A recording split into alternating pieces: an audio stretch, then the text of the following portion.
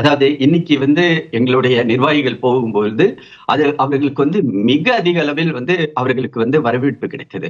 அவங்க போன இடம் எல்லாத்துலயுமே பெருவாரியான மக்கள் முன் அவங்களே சார் நாங்க எங்களுக்கு எங்களுடைய பிள்ளைகளும் 3வது ஒரு மொழியை கத்துக்கணும் சார். என்னோட பிள்ளை இப்ப அரசு பள்ளிக்கூடத்துல படிக்குது, அங்கேயும் 3வது மொழியை கத்துக்கணும், அதுக்கு ஒரு வாய்ப்பு கிடைக்கும் போது அதை ஏன் நம்ம மறுக்கணும் அப்படின்னு கைது போட்டாங்க.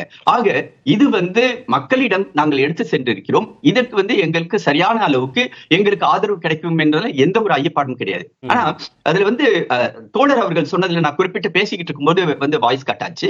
அது ராஜீவ்காந்தி ஆட்சியில இருக்கும்போது தேசிய கல்விக் குழுவையா இருந்தாலும் சரி, இப்ப கஸ்தூரி ரங்கன் கமிட்டியில கொடுத்த அதுல கூட ஹிந்தி இருந்துச்சு.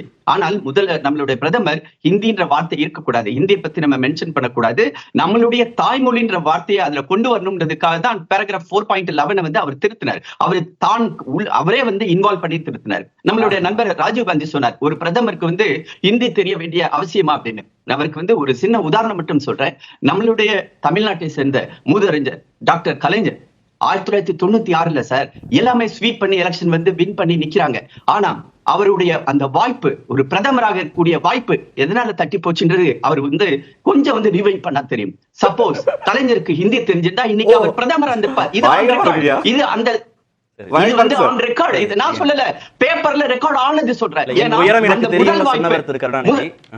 அந்த முதல் வாய்ப்பு கலைஞருக்கு தான் கொடுக்கப்பட்டது. அதற்கு பிறகுதான் அவர் தேவகவுடா அங்க உட்கார்ந்தார். சோ